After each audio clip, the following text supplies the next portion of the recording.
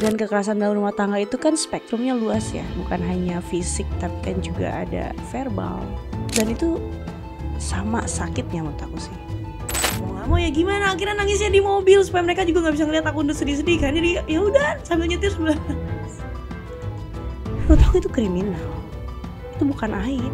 Menurut aku perempuan yang sudah bisa keluar dari toxic marriage, dari toxic relationship itu pantas sekali untuk mendapatkan penghargaan buat mereka. Aku bisa bagiin dong ke perempuan-perempuan yang mungkin dia gak berani ngambil sikap. Karena kenapa? Ketakutan utama dia adalah dia gak bisa ketemu sama anaknya lagi.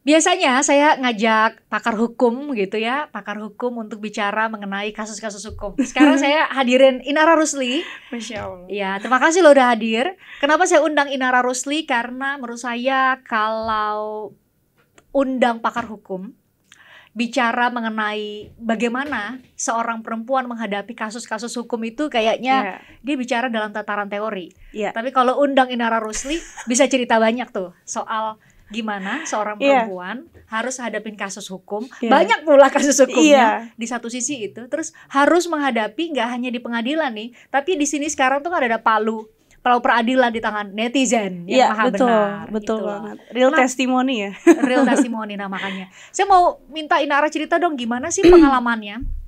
Kamu tuh kan ibu rumah tangga, ya kan. Terus tiba-tiba harus berhadapan dengan hukum nih. Kaget nggak tiba-tiba gue harus datang ke pengadilan dapat gugatan dari dulu yang adalah tadinya adalah suami sendiri. Itu gimana? Sebelumnya aku mau terima kasih nih Kak udah ngundang aku ke sini. Saya loh yang makasih kamu udah mau hadir. Satu kehormatan buat aku, tapi nanti kita gantian ya. Oke, siap. Itu undangannya. Iya, aku mau share sedikit nih untuk awal kronologinya bisa sampai ada tuntutan hukum dan kita saling lapor ya ujung-ujungnya, sempat saling lapor kemarin itu. Jadi waktu awal itu setelah nggak lama viral, aku tuh sempat nyari tahu keberadaan dia, dan ini aku nggak buka ya dimanapun. Aku sempat cari tahu keberadaan dia dan tanya ke pihak manajemennya dan itu ditutupin. Aku nggak tahu tujuannya apa, tapi alhamdulillah waktu itu ada yang ngasih bocoran lokasi dia di mana, aku nggak bisa sebut. Akhirnya aku kesana dan alhamdulillahnya dia mau untuk ditemuin dan dia ngasih akses aku untuk masuk. Terus aku di situ bisa dibilang aku merayu lah, nge-begging dia untuk udahlah kita udahin aja masalah ini, kita bikin press con, kita berdamai. Jadi kalau emang kamu bener bulat mau cerai, ya udah secara baik-baik aja, bilang gitu. Nanti nggak apa, aku klarifikasi aja bahwa aku salah paham dan ini dan itu gitu. Terus dia bilang no way back. Jadi justru permintaan kamu untuk ya udahlah nggak usah heboh-heboh di jalur hukum, kita selesaiin secara damai itu justru ditolak ya? Iya. Waktu itu? Iya. Terus? No way back, dia bilang, nggak ada jalan balik, nggak bisa. Ya udah, akhirnya aku bilang sedikit pun gitu, maksudnya kamu nggak ada mikir untuk anak-anak gitu. Ya udah, karena segala sesuatu ada harga yang harus dibayar tadi ya. Ya udah, dari situ ya aku sempat down, sempat kayak aku harus gimana ya, karena aku belum dapat pengacara, dia sudah dapat, udah disediain dari manajemennya. Terus aku ada tuntutan gugatan cerai juga dari dia kan nggak lama. Jadi ya itu sempat bingung sih, clueless kayak harus ngapain, karena aku nggak pernah berhadapan hukum sebelumnya sama sekali. Jadi nggak tahu dan nggak pernah nyari tahu juga, karena nggak pernah terfikir dan terlintas di pikiran aku untuk cerai gitu. Ya nggak ada sih yang menikah terus tiba-tiba dia udah dari awal rencana cerai sih memang ya. Kadang ada sampai disiapin kan perjanjian pranikah isinya gini. Kalau misalkan suami selingkuh dia harus meninggalkan hartanya segini. Ada yang seperti itu. Kamu sendiri nggak kan? Enggak, karena aku nggak ada niatan ke sana sama sekali, nggak ada rencana untuk begitu. Ya udah gitu. Terus alhamdulillah nggak lama ada kuasa hukum lah istilahnya, dikenalin waktu itu ke aku, dan dia yang ngajarin strateginya begini gini.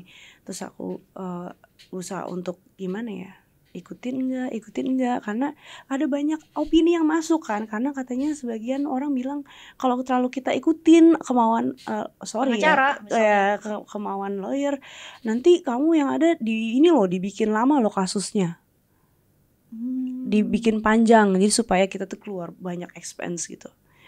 Emang iya kayak gitu. Jadi tuh aku kayak ragu, makanya saat itu orang tuh bingung kayak, ini kok lama banget sih, ini tuh kok nggak langsung aja sih diproses apa gimana. Karena aku sempet bingung, aku sendiri juga bingung, kayak aku nggak tahu ini mau gimana. Karena kan dia yang ngajuin gugatan cerai duluan, jadi aku yang pasif kan, aku yang nunggu kan, gitu. Nah nggak lama setelah itu, setelah aku diminta sama dia untuk memberikan statement permintaan maaf, aku pikir sudah dong, masalahnya udah selesai. Ternyata enggak, ternyata aku malah dilaporkan. Ternyata aku malah dapet laporan polisi pertama kalinya, pencemaran nama baik oleh perempuan itu yang pihak ketiganya. Kamu kaget lagi tuh, ada lagi nih laporan terkait kamu ke polisi. Iya. Itu juga pertama kali. Iya. Dapat laporan kayak gitu. Iya. Terus gimana kamu, apa yang ada di benak kamu tuh waktu itu? Kamu banyak banget nih bisikan-bisikan, masukan-masukan dari pengacara, pasti nggak hanya dari pengacara, pasti kamu juga dapatlah dari keluarga, dari manapun gitu ya. Terus kamu sampai di titik kamu, yaudah yang mau saya lakuin ini ada kasus hukum, kamu ke pengadilan, kita lihat bersama lah. Kamu hari ini tuh kamu udah melewati semuanya gitu loh. Yang paling berat yang mungkin kalau saya ajak kamu ngobrol, kamu ya enteng banget ceritanya, tapi kalau saya yakin jalaninnya tuh luar biasa, berat. Luar biasa sekali. Karena saat itu istilahnya belum, ya di rekening itu kan cuman ada saldo berapa untuk bertahan untuk anak-anak sekolah, kayak gitu-gitu aja, pengen akomodasi mereka sekolah. Dan aku tuh harus memilih dengan saldo tersebut tuh, aku harus bayar sekolah dulu, atau bayar gaji staff dulu, atau bayar listrik dulu. Kayak gitu kan, nggak cuma listrik, kalau kita tinggal di perumahan kan ada IPL lah, listrik, apalah segala macam, keamanan dan lain sebagainya. Jadi kayak gimana ya buat bayar pengacara aja tuh kayak masih mikir gitu. Tapi alhamdulillah dari lawyer sendiri, mereka akhirnya kasih aku jasa apa sih namanya, pro bono namanya, gratis. Jadi aku nggak cuman sih itu bayar ininya aja gitu, bayar apa sih quotation fee-nya. Tapi ya lumayan, which is itu lumayan besar juga. Lumayan buat seorang perempuan yang gak pernah berhadapan sama kasus hukum apapun, terus tiba-tiba kamu harus berhadapan dan belum pernah kerja, maksudnya gak pernah kerja selama berumah tangga.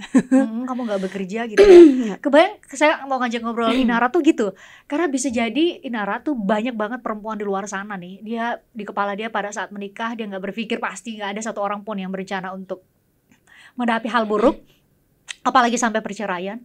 Dia nggak bekerja, fokus banget jadi ibu rumah tangga, terus tiba-tiba kamu harus menghadapi kasus itu. Iya, aku harus hadapin laporan polisi itu tadi. Kamu bisa cerita gimana saat menghadapi laporan polisi itu? Ya udah, aku ingat nasihat papi aku, kayak apapun yang terjadi dalam hidup ya hadapin aja. Yang penting jangan pernah lepas aja dari tali pertolongan Allah. Jangan pernah menyerah, jangan pernah berburuk sangka sama Allah. Yaudah itu aja, bismillah aja lah, kalau kata ilah bila udah aku jalanin aja. Dipanggil gitu kan, lap LP, diinterogasi, diwawancara gitu ya, diinterview gitu kan. Ya udah dateng ya etiket baik lah gitu. Terus jelasin ya. Terus juga ya untuk mengimbangi laporan polisi itu tadi, mau gak mau aku harus bikin laporan polisi juga. Dia saling lapor waktu itu saling lapor, karena laporan polisi ini kan terkait pencemaran nama baik. Sedangkan bukti-bukti yang aku pegang ini sudah jelas, dan itu sudah sudah menjadi alat bukti yang sah gitu di pengadilan.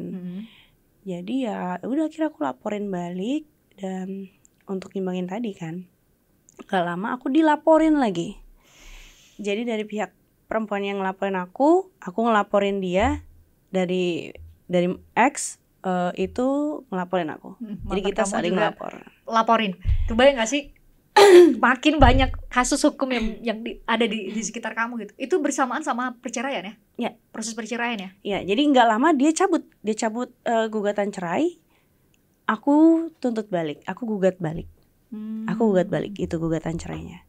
Jadi ya yang sekarang sudah turun putusan ini itu gugatan cerai dari aku, bukan dari dia.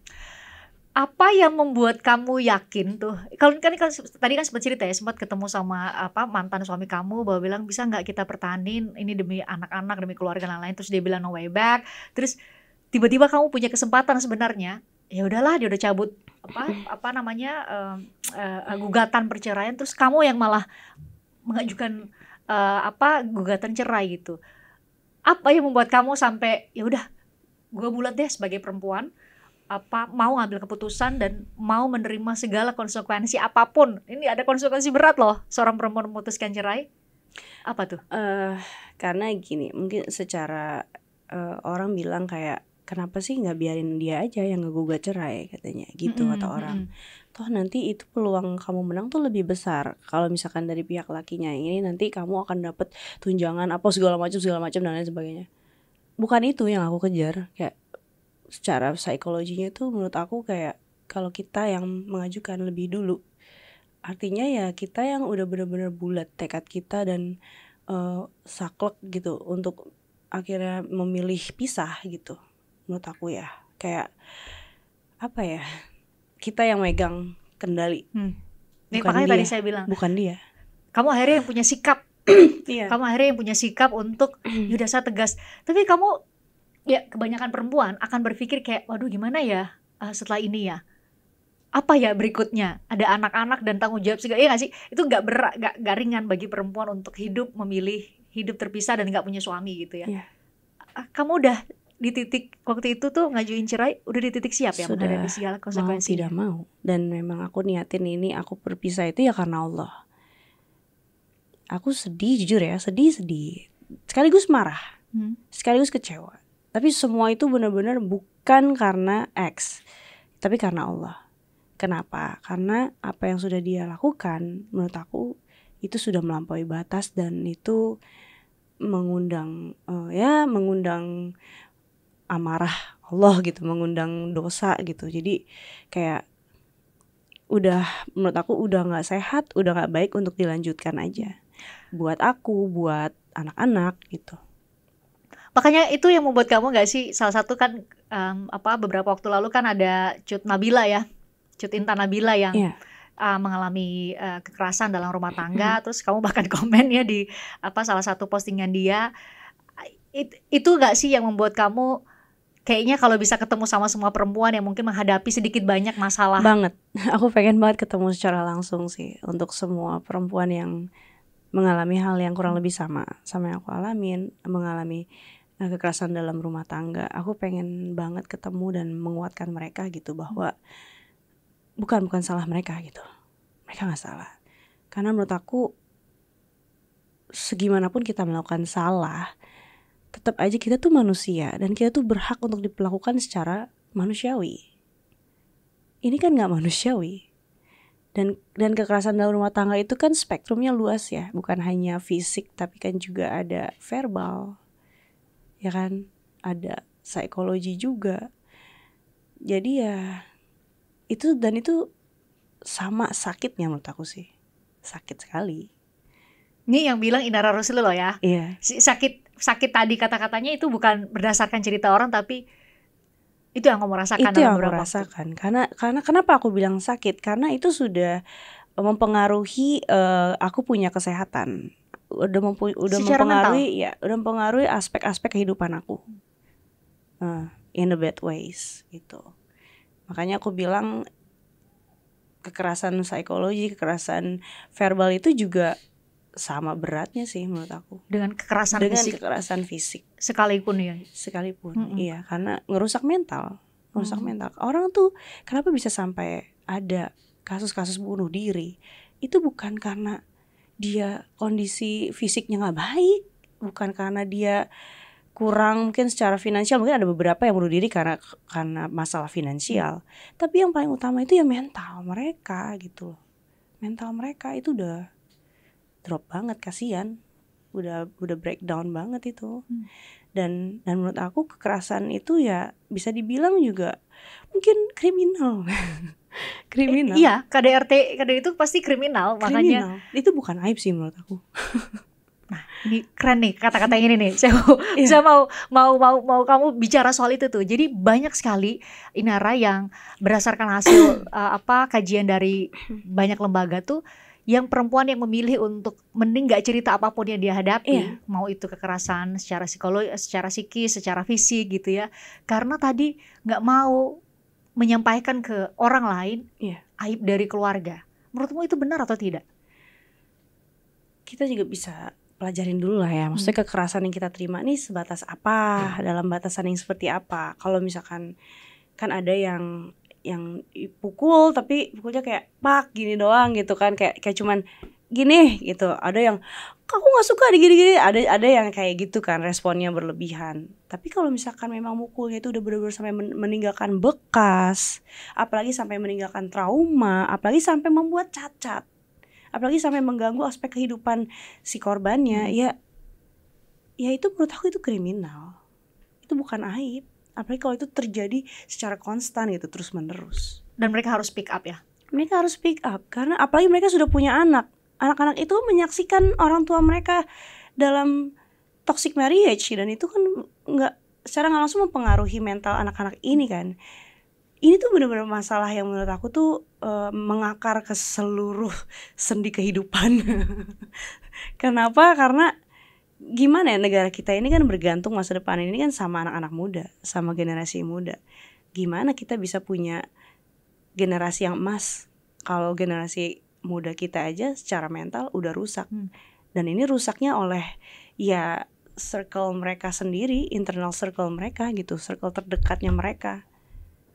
Coba, kan jadi bahaya yang laten bukan? Itu mengkhawatirkan ya kalau misalnya anak-anak kita silakan minum loh, kamu lagi batuk. Kamu lagi batuk tapi saya tanya melulu ya soal ini karena menurut saya kamu tuh punya pengalaman dan pandangan personal yang perlu untuk didengarkan sama banyak perempuan di luar sana sih, daripada saya hanya bicara dalam tataran teori nih. Ini seorang Inara yang ngalamin itu gitu. Termasuk apa yang mungkin kamu bisa share ke banyak perempuan yang mungkin juga punya anak gitu ya, meyakinkan anak kamu tuh, bentar ya mama ke kantor polisi dulu deh. Mau hadapi nih, mau diperiksa sama polisi gitu ya terkait dengan lapor-melapor itulah. Atau mau ke pengadilan dulu deh, mau pisah sama ayah kamu. Gimana kamu komunikasi ke anak? Jujur, selama proses hukum itu berlangsung ya, entah itu aku harus diinterview di kantor polisi atau aku harus ke pengadilan, aku sama sekali nggak ngebuka itu ke anak-anak. Sama sekali nggak cerita ya? Nggak. Jadi mereka ya udah taunya aku keluar kerja, taunya aku keluar kemana, kayak gitu. Tapi pasti lihat dong di TV. Alhamdulillah, karena memang dari dulu aku udah ngebiasain patternnya sama mereka ini, bener-bener strict banget. Mereka nggak boleh sama sekali nonton berita, nggak boleh sama sekali punya sosmed atau mengakses sosial media atau mengakses aplikasi yang bisa sekiranya untuk mereka dapat informasi gitu dari dunia luar. Itu aku sterilin mereka dari sana. Jadi mereka nggak ikut juga ya, karena kan kasus Inara ini kan gini ya, ini kasus hukum itu satu hal, di hal lain adalah pendapat publik nih Inara, karena ini public figure, dikenal luas sama masyarakat terutama netizen. Ini ada komen aja ya, ada banyak mungkin yang merasa mungkin tahu banget lah apa yang kamu alami, padahal bisa jadi nggak ada yang lebih tahu dari apa yang kamu alami selain diri kamu sendiri ya Inara. Mereka komen aja. Gimana kamu berdamai sama kondisi itu ya? Kebayang gak sih kamu harus kasih waktu buat ke kantor polisi, urusan untuk perceraian, urus anak-anak, mulai bekerja di saat proses perceraian itu sudah mulai dilakukan, belajar banyak hal-hal baru lah. Ada komen netizen, ada pendapat netizen, mungkin juga fitnah-fitnah yang dialamatkan ke kamu. Gimana itu ya? Gak kebayang sama saya. Iya. Dan Masya Allah ya, maksudnya aku kan sempat dapat awards juga tuh, dan itu luar biasa banget hujatan yang aku terima. Kayak baru ini katanya orang kayak bakatnya apa, dikasih awards tuh gara-gara bakat apa, bakatnya gara-gara cerai katanya, gara-gara viralin perceraiannya, gara-gara viralin suaminya katanya. Technically dia udah bukan suami. Jadi viralnya itu ketika dia udah bukan suami, karena sudah talak 3 secara lisan. Jadi dalam Islam sudah cerai. Kedua, menurut aku perempuan yang sudah bisa keluar dari toxic marriage, dari toxic relationship itu pantas sekali untuk mendapatkan penghargaan buat mereka. Kalaupun nggak ada, mereka nggak dapet, aku yang beliin piala deh kayaknya. Kalau emang ada yang berhasil dan dia tuh benar-benar bersyukur gitu akan hal itu, dan dia benar-benar bisa menyampaikan syiar itu, aku kasih apresiasi yang luar biasa sih untuk mereka. Karena untuk keluar dari toxic marriage, dari toxic relationship itu luar biasa susah banget Kak, susah banget, karena di situ ada trauma bond, ada ikatan trauma.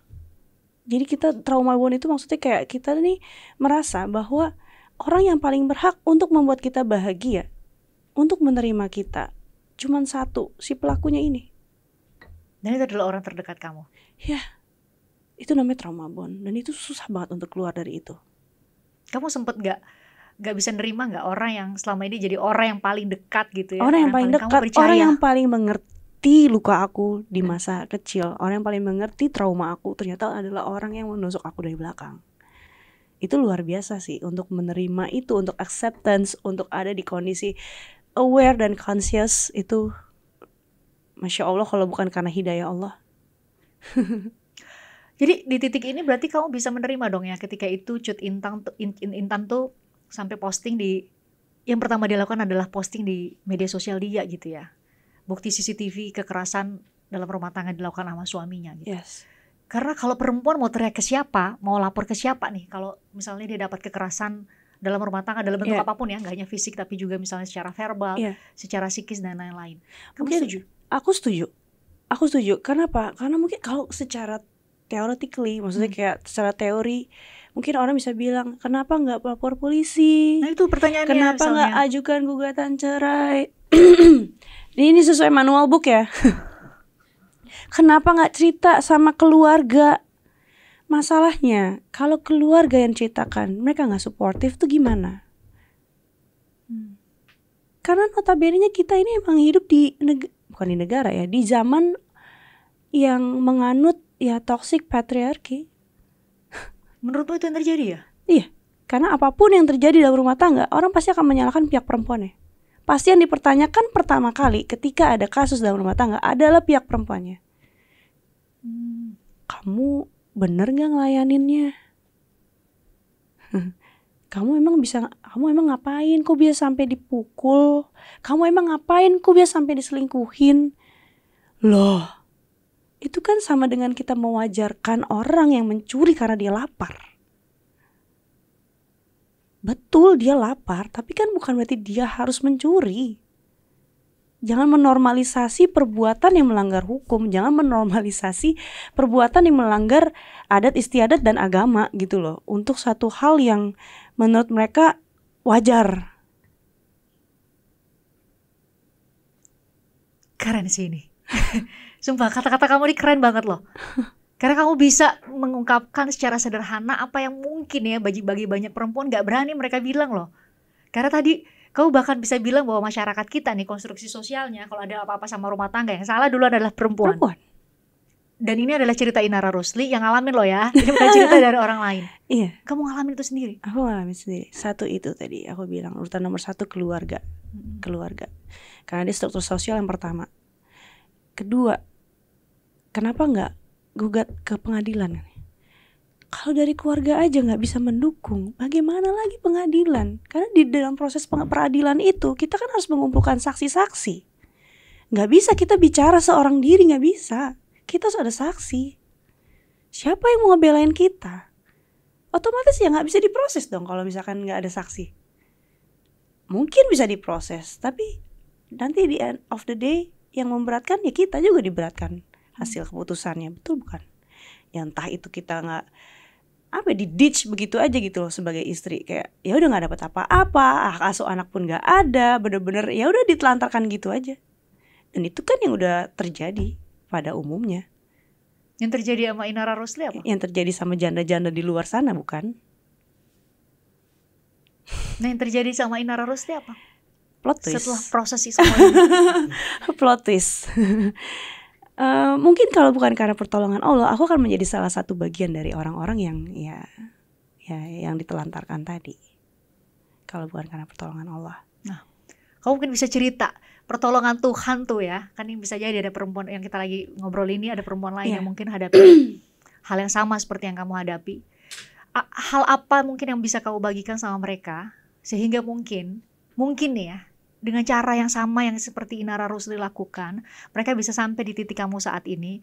Kamu, kalau saya lihat kamu tetap beraktivitas, kamu bahkan bekerja, mungkin jauh lebih baik kehidupan kamu saat ini dengan kamu merasa lebih berdaya, kamu melakukan segala sesuatu yang mungkin sebelumnya kamu gak terpikir untuk lakukan. Apa yang kamu lakukan mungkin bisa kamu bagikan ke tips-tipsnya lah kepada para perempuan yang mungkin lagi hadapin situasi yang sama dengan kamu. Luar biasa ya, Masya Allah. Kalau misalkan dirunutin tuh kayak panjang banget pasti, karena emang saat itu juga aku ngelakuin itu tuh bener-bener at the same time, bener-bener semuanya gitu bebarengan. Ya entah itu apa ya, healing, berusaha untuk konsultasi ke psikiater, dan acceptance juga untuk bisa menemukan titik acceptance tadi. Aku konsultasi loh, entah itu ke psikiater, ke ustadz yang memang mengerti gitu kedudukan permasalahan seperti apa. Kemudian juga aku berkawan gitu, mendekatkan diri ke kawan-kawan yang memang benar-benar mereka ini bisa support gitu sama apa yang menjadi cita-cita aku, sama apa yang aku tempuh, sama pilihan-pilihan langkah aku gitu. Jadi sekiranya, sekalipun keluarga ya, sekiranya ada orang yang judgmental gitu sama pilihan aku. Ada itu, ya? Ada. Keluarga sendiri? Ada. Itu langsung aku, ya udah, aku langsung kasih boundaries. Kamu tegas sekali ya? Aku kasih boundaries. Jadi kalau misalnya, kadang kan orang suka komplain kayak, kenapa sih Kak Inara harus balas komennya tuh kayak gitu katanya, sarkas banget ya, savage banget. Itu boundaries aku sih. Itu boundaries dari aku untuk orang-orang yang menurut aku toxic. Dan sekaligus itu kan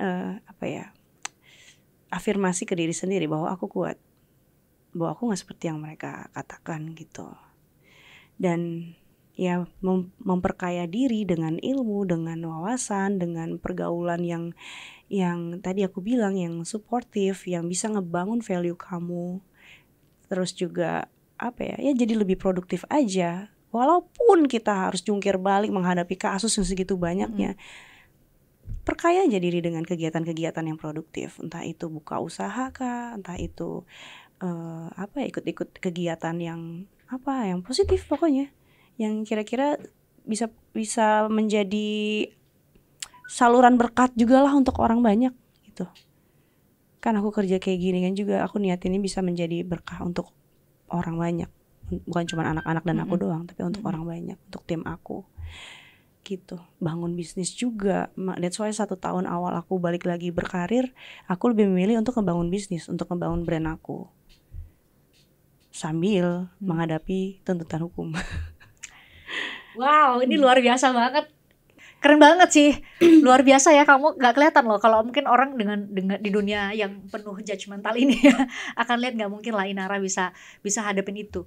Kalau untuk kasus hukum sendiri tuh, kamu kasih waktu untuk mempelajari akhirnya gak sih, selain ada pendampingan ya dari pengacara tuh? Karena aku baca lagi nih apa hak kamu, ya nggak? Yeah. Terutama kan kamu dapat hak asuh ya. Iya. Starla kamu dapat ya hak asuhnya, hak asuhnya ya. Saya sampai susah nyebutinnya. Hak asuh Starla kamu dapat ya. Mungkin aku bisa bagiin dong ke perempuan-perempuan yang mungkin dia nggak berani ngambil sikap. Karena kenapa? Ketakutan utama dia adalah dia nggak bisa ketemu sama anaknya lagi.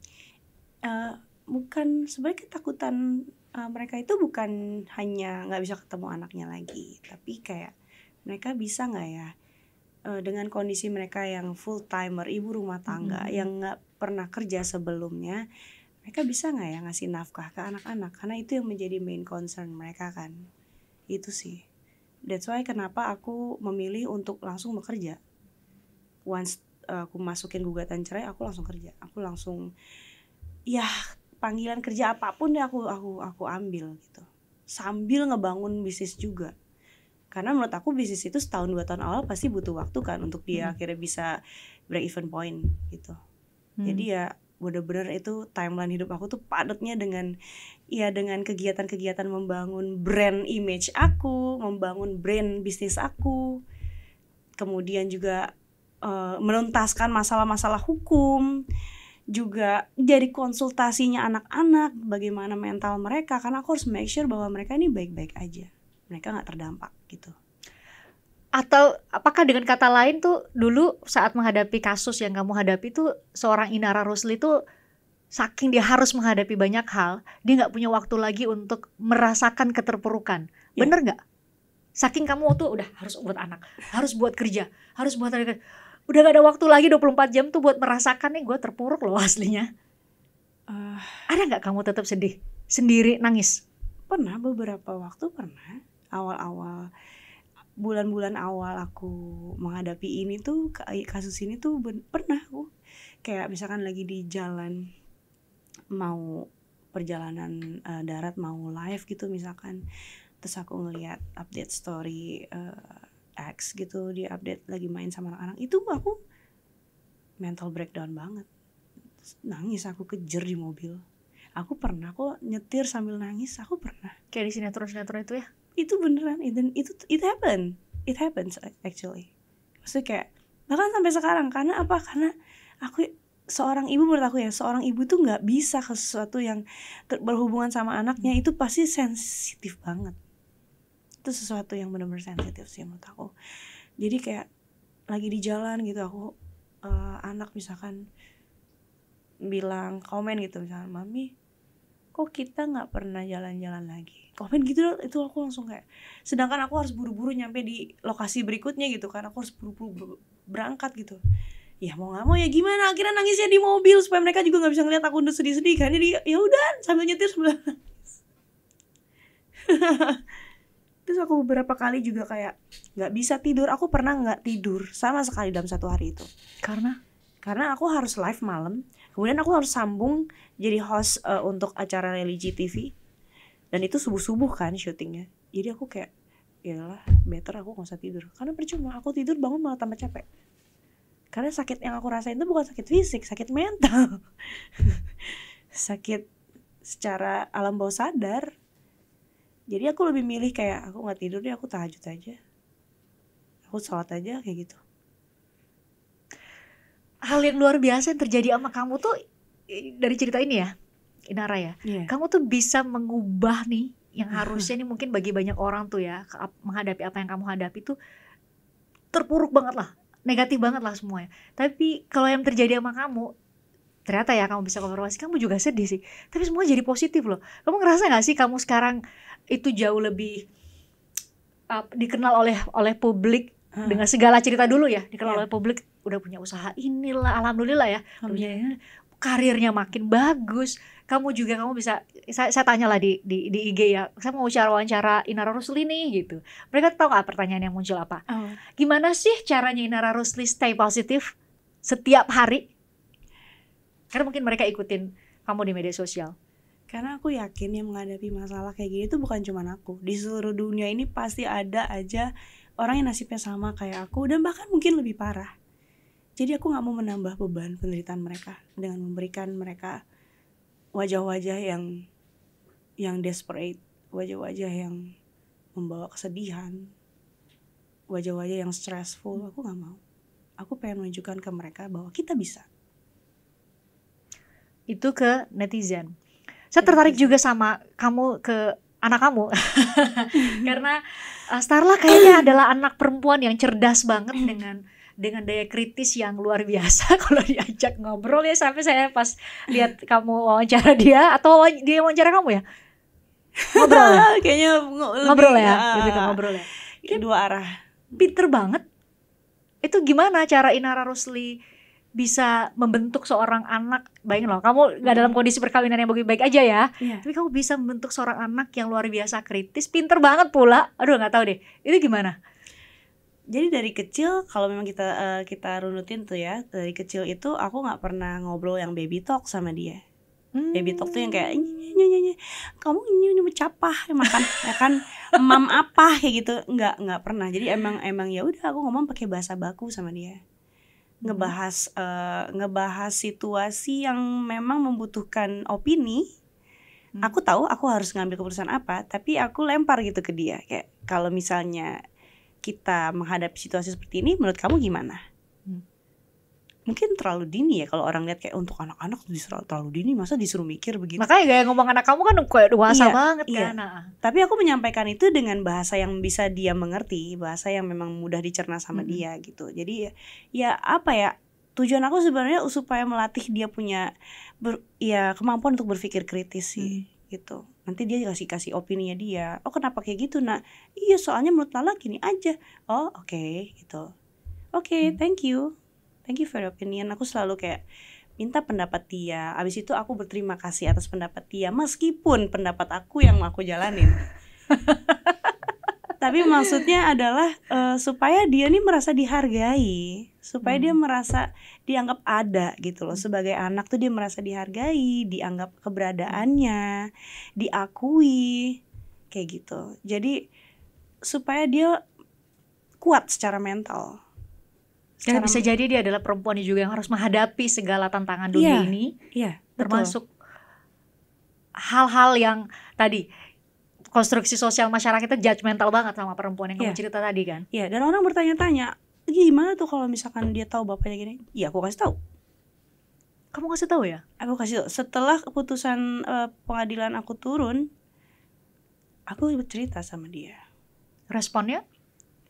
Ya aku cerita ya, misalkan ya kayak contoh kayak menurut kamu gimana nak kalau misalkan orang tuh selingkuh tuh apa mami? Selingkuh itu dia berkhianat, dia itu tidak menepati janjinya. Misalkan kamu punya teman, terus kamu bilang orang itu jahat, terus teman kamu pura-puranya yain omongan kamu, padahal dia berteman juga sama orang itu, terus dia ngomongin jelek-jelek tentang kamu, itu namanya selingkuh. Oh gitu ya Mi. Jadi dengan bahasa yang sekiranya dia mudah cerna, kayak gitu. Menurut kamu kalau misalnya dia diselingkuh gimana? Kenapa kok Dedi? Ya karena dia gini-gini, aku jelasin gitu kronologinya. Oke, dia bisa terima. Satu-satu aku kasih pengertian kayak gitu. Kalau misalnya Dedi kemarin tangkap polisi, kamu tahu kan kenapa orang bisa ditangkap polisi? Tahu kenapa? Karena nakal kata dia, karena salah. Ya, karena dia melanggar aturan kata dia. Iya, melanggar aturan baik gak kira-kira nak? Enggak. Oke. Nah Dedi tuh melanggar aturan nak, soalnya Dedi tuh pakai obat-obatan yang dilarang, makanya dia ditangkap sama polisi biar Dedi nggak nakal lagi. Gitu. Aku bilang gitu. Termasuk menjelaskan kenapa dia mungkin nggak seperti keluarga lain ya. Ada ayah, ada ibu, terus orang tuanya tinggal bersama sebagai satu keluarga yang utuh tuh. Kamu ngejelasin ke Starla tuh gimana sih? Ya aku bilang semua orang itu punya peran masing-masing. Jadi bukan hanya yang penting kita sama-sama, nggak gitu nak. Apa yang terjadi dalam hidup itu adalah kita hidup ini sesuai dengan fungsi dan peran kita, enggak. Bukan yang penting kita sama-sama, bukan.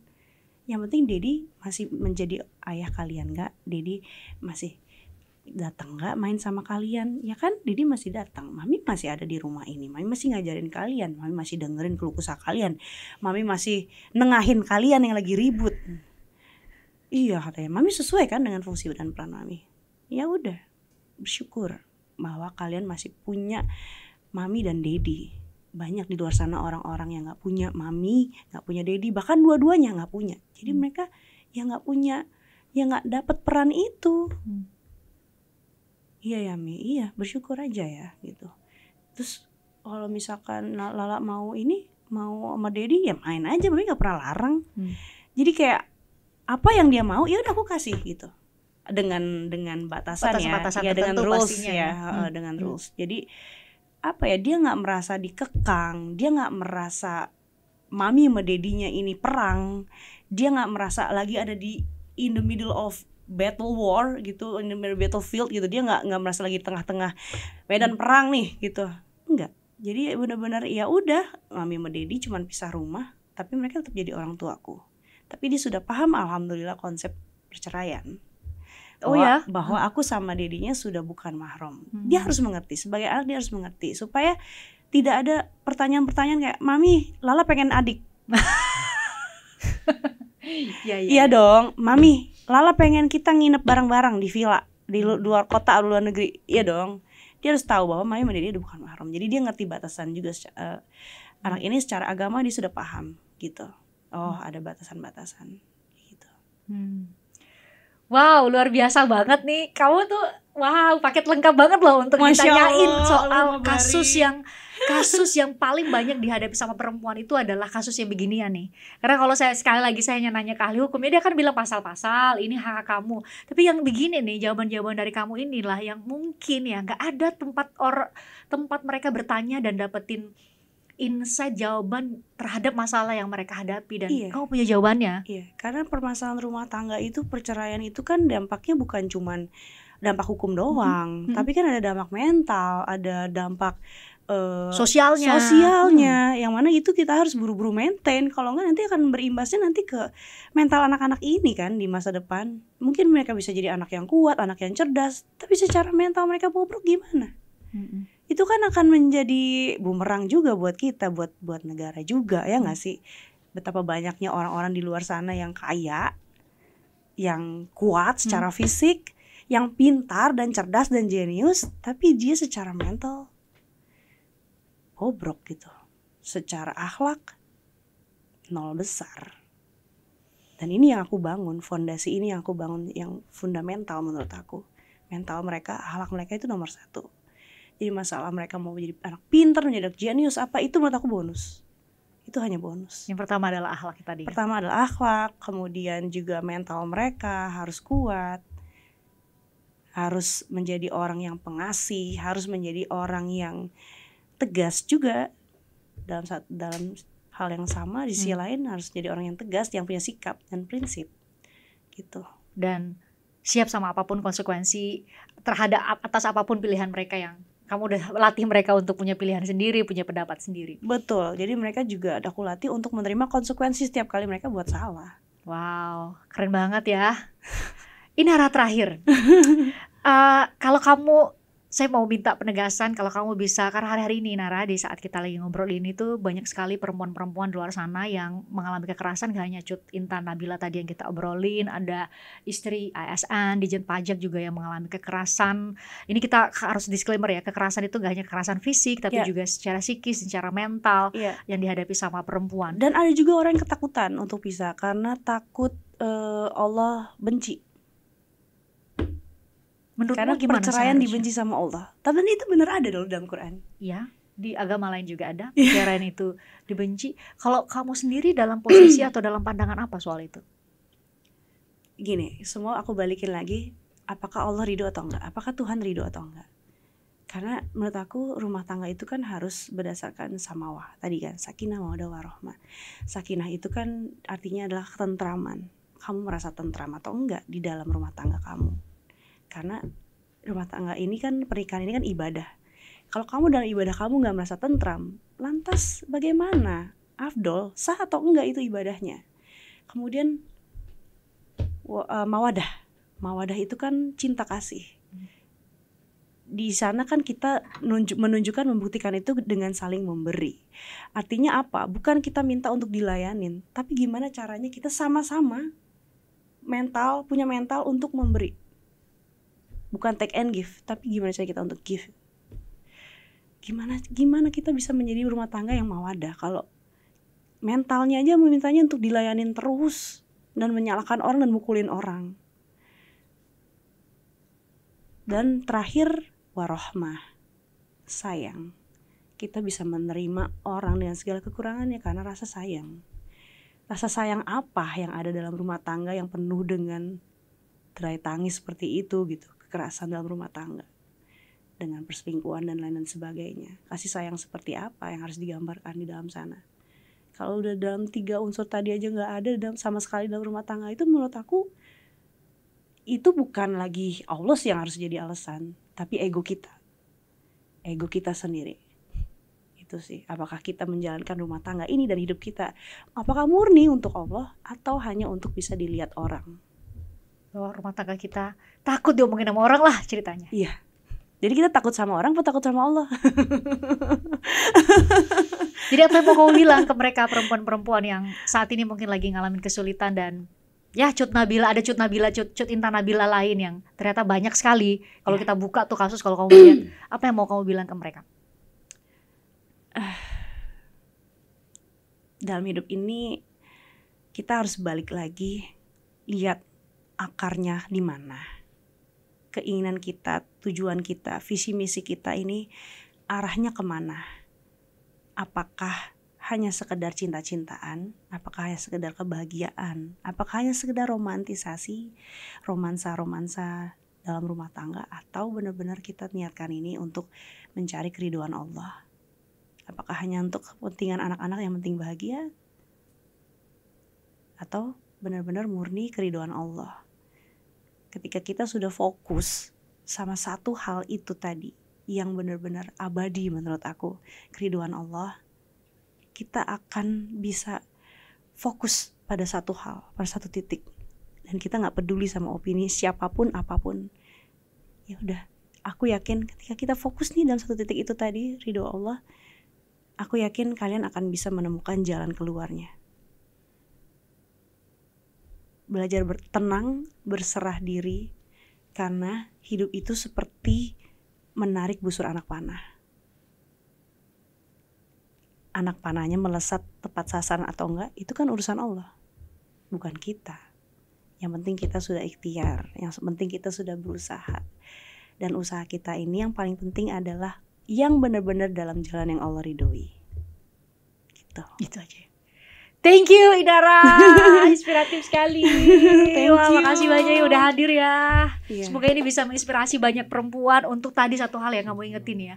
Pasti akan menemukan jalannya sendiri kalau kamu sudah punya tadi patokannya adalah mencari ridho Tuhan yang ngasih, dan kamu niatkan benar-benar kalau punya niat baik pasti dapat jalan keluarnya. Gak perlu ada ketakutan buat menghadapi segala konsekuensi dari apapun yang kamu pilih sebagai perempuan. Thank you ya udah hadir dan udah menginspirasi banyak perempuan. Sama-sama, dengan senang hati Kak.